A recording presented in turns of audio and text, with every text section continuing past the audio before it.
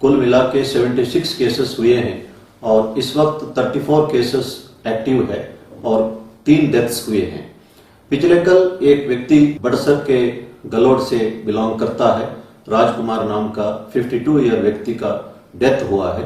ये बहुत अफसोस की घटना है और मैं पुलिस विभाग की तरफ से राजकुमार के फैमिली मेंबर्स को संवेदना व्यक्त करता हूं। इस वक्त पूरे देश में 86,000 केसेस हुए हैं और 2,750 डेथ्स हुए हैं, लेकिन चाइना के कंपैरिजन में हमारा केसेस बढ़े हैं, लेकिन डेथ रेट चाइना में 5.5% था और हमारा 3.2% है। हमारे देश में 35% रिकवरी रेट है। ये संतोषजनक है। शिमला के बारे में कुछ लोग सोशल मीडिया में लिखते हैं कि शिमला कोविड फ्री है। मैं ये समझता हूं कि ये कहना उचित रहेगा कि अभी तक कोविड-19 पॉजिटिव केसेस शिमला में डिटेक्ट नहीं हुआ है। हमें इस मामले में कभी भी ओवर कॉन्फिडेंट नहीं होना चाहिए और पूरा प्रिकॉशंस लेना चाहिए। इंस्टीट्यूशनल क्वारंटाइन के बारे में कुछ कंफ्यूजन है, मैं क्लैरिफाई करना चाहता हूं। जो लोग रेड डिस्ट्रिक्ट से हिमाचल आएंगे उन्हें इंस्टीट्यूशनल क्वारंटाइन में रखा जाएगा। 6-7 दिन के उपरांत उनका जब टेस्ट किया जाएगा, अगर टेस्ट में नेगेटिव आता है वो बाकी टाइम होम क्वारंटाइन में रह सकते हैं। Institutional quarantine plus home quarantine कुल मिला के 14 दिन का रहेगा और जो होम क्वारंटाइन का आदेश होगा उसका कड़ाई से पालना करना होगा। लेकिन अफसोस की बात है कि अभी भी लोग होम क्वारंटाइन का नियमों का पालना नहीं कर रहे हैं। यहां तक है कि एक व्यक्ति जो मुंबई से आया था और हरोली पहुंचा था, उसने एक झूठा एड्रेस दिया था मोहाली का जो ऑरेंज जोन था और होम क्वारंटाइन में चला गया। अब पॉजिटिव पाया गया, उसने अपना फैमिली मेंबर्स को खतरे में डाला है, इसके ऊपर मुकदमा दर्ज किया। इस तरह का जो हरकतें बहुत ही निंदनीय है। हम सबको एक रेस्पॉन्सिबिलिटी समझना चाहिए और पूरा प्रिकॉशंस लेना चाहिए। जो हिमाचली विदेशों में फंसे हैं वे अगर हिंदुस्तान आना चाहते हैं तो जो रेसिडेंट कमिश्नर हिमाचल भवन दिल्ली के ऑफिस को संपर्क कर सकते हैं। उन्हें नोडल ऑफिसर बनाया गया है। ये हमारे ध्यान में आया है कि कुछ एक मकान मालिक टेनेंट्स को तंग कर रहे हैं और एडवांस रेंट मांग रहे हैं और यहां तक है कि 1 साल तक का एडवांस भी मांग रहे हैं। ये सही नहीं है। इस वक्त लोग स्ट्रेस में हैं और परेशान हैं। कईयों ने नौकरी खो लिया, कईयों ने तनख्वाह नहीं ले पा रहे और इस हालात में इस तरह का डिमांड करना सही नहीं है। मैं मकान मालिकों से अनुरोध करता हूं कि वे लोगों का दुख तकलीफ इस हालात में समझे और ऐसा ना करें। कुछ एक अच्छी घटना भी हमें देखने को मिला है। कुल्लू में एक व्यक्ति राजस्थान से आया था, उन्हें होम क्वारंटाइन का आदेश दिया गया था, लेकिन वो अपने घर से 16 किलोमीटर दूर क्वारंटाइन में रहा और अपने घर तक नहीं गया। और दूसरा एक इंस्टेंस हमारे नॉलेज में आया है कि सरकाघाट में कोरोना पॉजिटिव की वजह से एक व्यक्ति की डेथ हुई थी और उसका गेहूं का फसल काटने के लिए उसके गांव से तमाम लोग इकट्ठा होके उन्होंने फसल काटा। लोगों में एक यूनिटी भी देखने में मिला है। बहुत सारे लोग, मेजॉरिटी लोग जो है होम क्वारंटाइन का नियमों का कड़ाई से पालना कर रहे हैं। मैं इन सबको धन्यवाद करना चाहता हूं।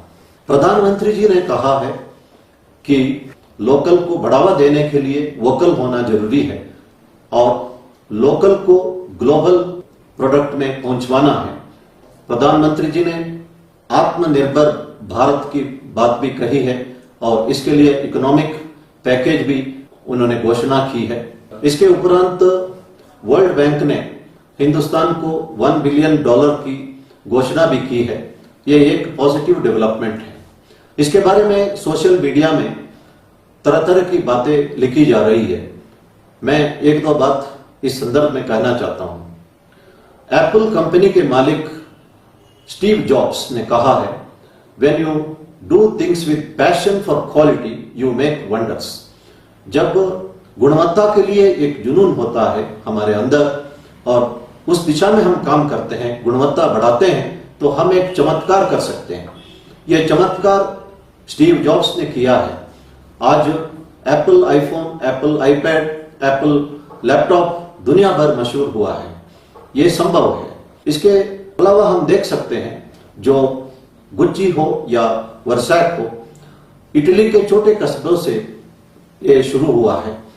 गुच्ची का मालिक एक टेलर का बेटा था और ये लिफ्ट ऑपरेटर था और उसने घुड़सवारों के लिए बैग बनाना शुरू किया।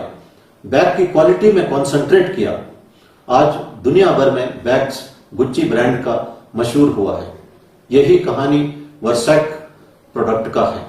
अमेरिका में कैलिफोर्निया में जो मैकडोनाल्ड ब्रदर्स एक रेस्टोरेंट चला रहे थे, रे क्रॉक नाम का एक व्यक्ति, उसका कस्टमर्स का संख्या देख के उसने मैकडोनाल्ड का फ्रेंचाइजी लेके पहली बार 1955 में इलिनॉइस में एक मैकडोनाल्ड रेस्टोरेंट शुरू किया। उसका कंसंट्रेशन था क्वालिटी पर, लेस प्राइस पर और क्विक डिलीवरी पर और हाइजीन पर और टेस्ट पर।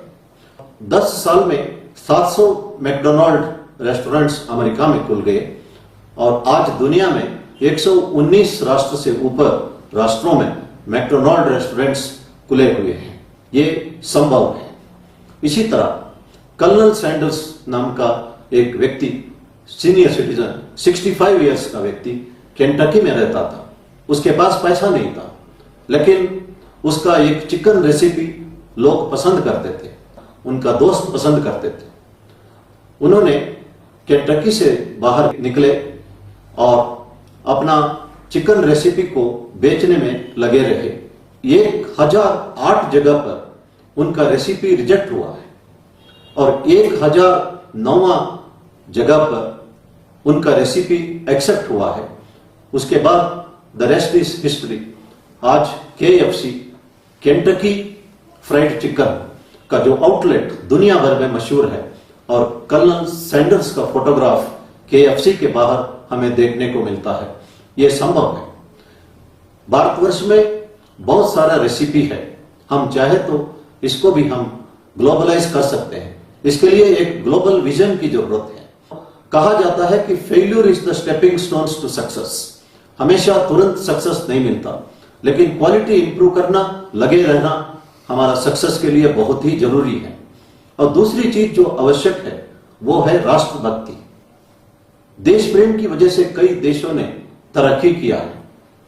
जापान देश द्वितीय महायुद्ध के उपरांत तबाह हो गया था। आज जापान दुनिया के सेकेंड वर्ल्ड इकोनॉमी बना है। जापान में 80% पहाड़ है, लेकिन दुनिया भर से रॉ मटेरियल लाके फिनिश्ड गुड्स जापानीज बेचते हैं। 60-70 के दशक में सबसे घटिया माल को जापानी माल कहा जाता था।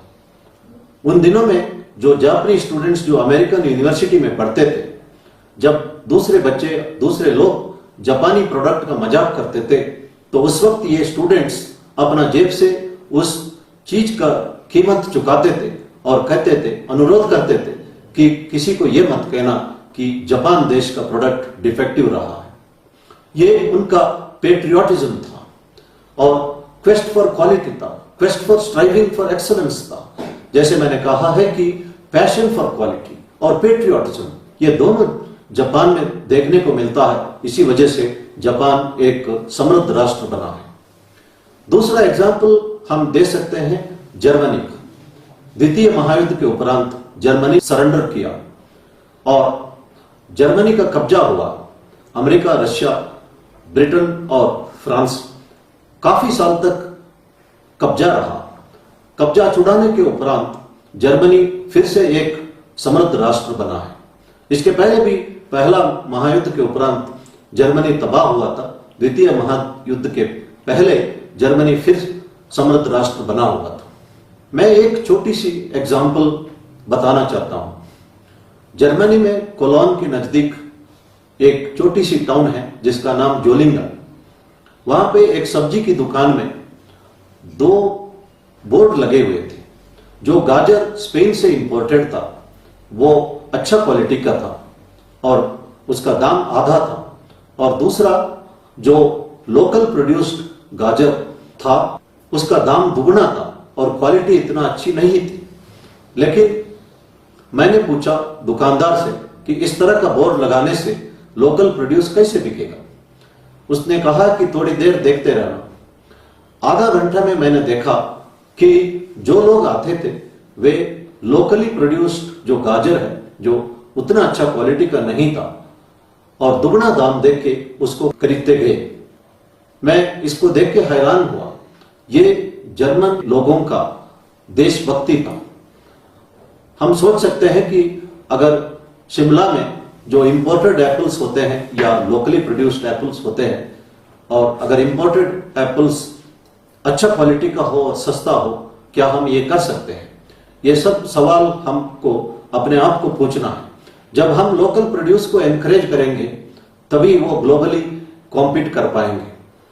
इसके लिए एक ग्लोबल विजन की जरूरत है और पैशन फॉर क्वालिटी की जरूरत है और देशभक्ति की जरूरत है। प्रधानमंत्री जी ने कहा है कि इस संकट की घड़ी में जब हिंदुस्तान में एक भी पीपी किट उत्पादन नहीं होता था और N95 मास्क ना का बराबर प्रोड्यूस होता था, आज देश में 2 lakh per day PP kit और 2 lakh per day N95 mask produce हो रहे हैं। ये संभव है। इस वक्त साइंटिस्ट, हमारे डॉक्टर्स लगे हैं वैक्सीन और मेडिसिन की खोज में, और हमारे इंजीनियरिंग स्टूडेंट्स ने भी पोर्टेबल वेंटिलेटर्स तैयार किए हैं। एक रिस्ट बैंड जिससे हम कोई भी चीजों को हाथ डालते हैं तो यूवी रेस या सैनिटाइजर्स की द्वारा स्प्रे हो जाता है और डिसइंफेक्ट हो जाता है, उसकी तैयारी की, और टचलेस डोरबेल तैयार की। तो देश अगर इकट्ठा हो जाए और हम लगन के साथ अगर इन्वेंशन करें, हिंदुस्तान कुछ भी करके दिखा सकते हैं। इसलिए हम सब इकट्ठा होके इस वक्त प्रधानमंत्री जी की बातों को समझें और आत्मनिर्भर भारत बनाने में हमारा सहयोग करें। धन्यवाद। जय हिंद।